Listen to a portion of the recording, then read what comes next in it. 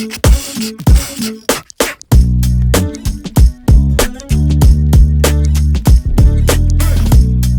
this is my final review between the Galaxy S25 and the Google Pixel 9. These are two of the best Android phones you can buy in 2025, and trust me when I say I have lived with both of these phones long enough to give you a real life, no BS review. So do compact phones matter in 2025? Which deserves your money? Let's find out. And hey, don't forget to drop a like and hit the subscribe button. We are so close to 50,000 subs. Let's go. So the S25 and the Pixel 9 pretty much have the kind of design you would consider a safe bet. Their frames are rectangular and the displays are flat. Now, although the S25 is slimmer with a screen-to-body ratio of 90%, both phones are still compact by today's standard. Now, the Pixel 9 is heavier with about 198 grams, while the S25 got even lighter than its predecessor with 162 grams. Samsung more or less prioritized lightness and compactness in their phones this year because all models feature a significant reduction in its weight. On Google's end, they bumped up the size of the back camera on the Pixel 9, and that should theoretically affect the phone's stability, but the Pixel 9 actually sits well when placed on a surface, which I personally like. The Pixel 9 also has a glossy back with matte sides. I would have preferred the S25's full-blown matte finish though, that's just me. Build-wise, both phones are still framed with aluminum, both include Wi-Fi 7, and both have a USB Type-C port with 3.2 Gen 1 connectivity. Even though Samsung upgraded the Corning glass on the front and the back of its Ultra model, the S25 still maintains the Victus 2 used by both its predecessor and the Pixel 9. And based on my comparison so far, it seems obvious to me that both phones are more or less on the same level.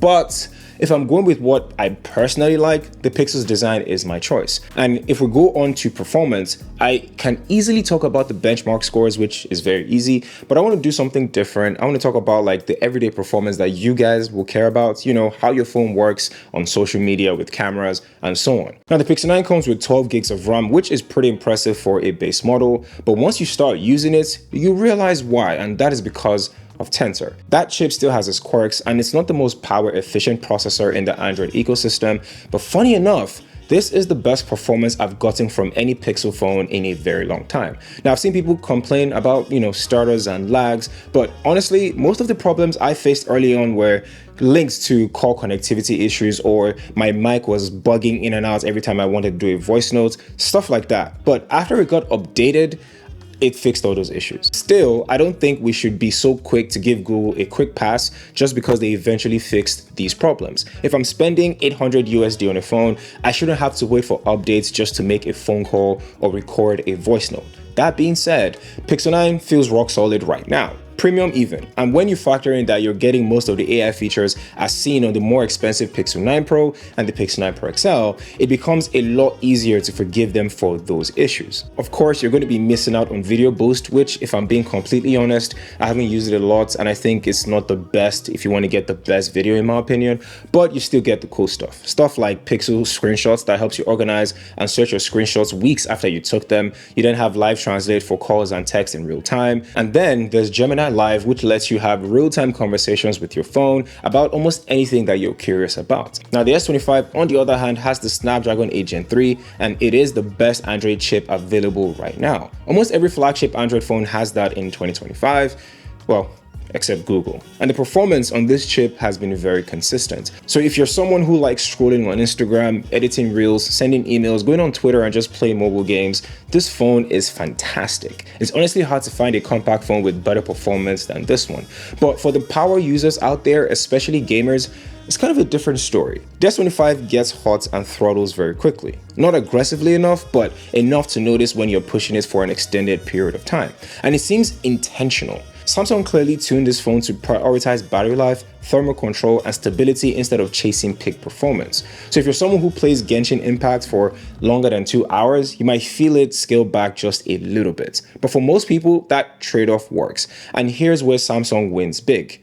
One UI 7. It makes the phone feel faster, snappier, and more refined than I've experienced on a Samsung device. Now, there's a certain fluidity to it that makes everything feel just optimized this time around. So Who is winning in this department? Honestly, they both are very good and they are both different in different ways. Now, the Pixel 9 offers a smart software and AI features that genuinely help you in your everyday life. Even though Tensor isn't winning any speed awards or benchmark awards, the phone feels good, especially after those early bugs got squashed. Now, the S25, on the other hand, is raw power personified. Now, the Snapdragon 8 Gen 3 absolutely dominates, and One UI 7 makes sure you feel it every step of the way. Either way, both performances are up to par. And that being said, performance usually goes hand in hand with the battery, because these two things can either make or break your smartphone experience. Now, the battery on the S25 is still 4,000 mAh, same as the S24. That alone isn't great, but the bigger issue is how slow the phone charges. Now, Samsung hasn't improved the charging speed since the S23, if I remember,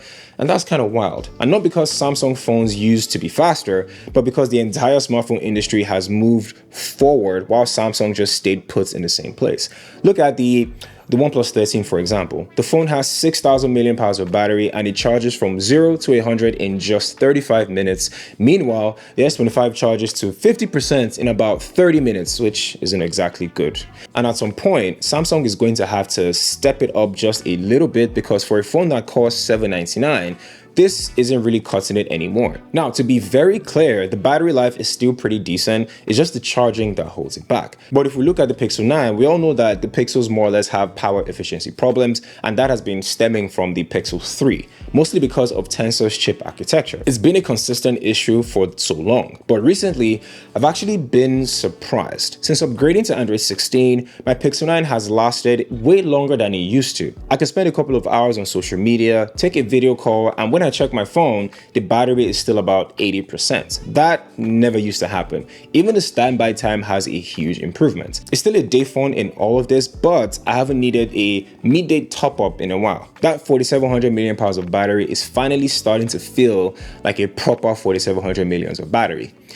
It only took, 6 to 7 months for that to happen. It's kind of disappointing. So in terms of battery experience, I think the S25 will give you the best battery out of the gates. The Pixel needed time to get there, which is not bad because most people use their phones for 2 to 5 years. So at the end of the day, I think the S25 will take this round. Now, we've talked about the performance, we've talked about the battery. What about the display and how your experience will be? Well, Samsung makes the best displays in the industry, and the S25 doesn't disappoint. You get a vibrant AMOLED panel with a 120Hz refresh rate and always on display, 2600 nits of peak brightness, which is fantastic, especially in bright sunlight. And it's easily one of the slimmest compact phones around.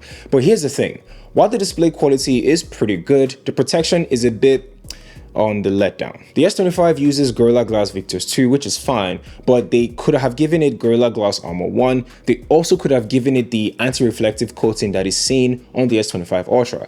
That is one of the best features that Samsung has introduced in the last couple of years. So why not bring it to smaller models? I think it's a weird decision. There are already enough differences between the Ultra and the base model. Giving people who prefer compact phones that amazing anti-reflective coating wouldn't really hurt anyone. It would have been a nice touch, and honestly, it feels like a missed opportunity. On the Pixel 9, while Google's display doesn't hit close to Samsung's brightness or color vibrancy, I think it's pretty solid. It gets the job done with a clean UI, smooth scrolling, and great touch responsiveness. But Samsung still holds that edge when it comes to raw display quality and outdoor visibility. The Pixel 9's display has a 120Hz refresh rate, just like several other flagships, but disappointingly, it doesn't allow you to adjust it from 0 to 120 based on the content that's being displayed, so an LTPO panel. It's one of those things Google can do to improve the battery life on the Pixel 10. So I've spent 1 year with the Pixel 9, I've spent about 7 months with the S25. How are the cameras? With the S25, there's almost no difference between this and the S24. You have the same sensors, same specs, so naturally you expect the same picture quality. And for the most part, that is exactly what you get. The selfie camera, however, is where things got interesting. Now, the S25 does a great job capturing detail and colors, but when it comes to darker skin tone, it still struggles with accurate processing. Now, the Pixel 9, on the other hand, benefits from Google's True Tone technology, which delivers a more natural and accurate representation representation of skin tone, at least in my experience anyway. Of course, some people prefer Samsung's processing, and that's fair, and at the end of the day, camera preference is very subjective. Daylight pictures on both phones look great, they look sharp, punchy, and with solid dynamic range. But Samsung leans heavily into saturation, making colors pop more than usual. Now, if you prefer vibrant, ready-to-post images without editing, then the S25 is the better pick. But if you want a more natural look with finer details, then the Pixel 9 is the way to go. And for video, the Pixel 9 shoots up to 4K with 10-bit HDR, while the S25 pushes all the way to 8K. Technically, that makes Samsung the better video shooter, but in real life, who can actually see the difference between 8K and 4K? Maybe you guys can. Let me know down in the comments. Overall, both phones have phenomenal camera systems, just with different approaches. If I had to pick one for purely photography, it would definitely be the Pixel 9, but if I needed to shoot high quality videos, then the S25 would be my choice. At the end of the day, both the Galaxy S25 and the Pixel 9 are top tier smartphones,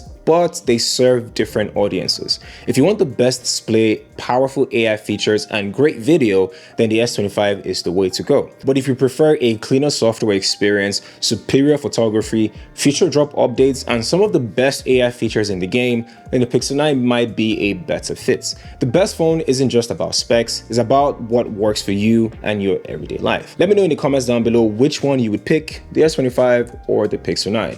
If you're enjoying this comparison, be sure to like and subscribe to the channel. I am so close to 50,000 subs. Thank you guys for watching this video. My name is KJ, and I'll catch you guys in the next one.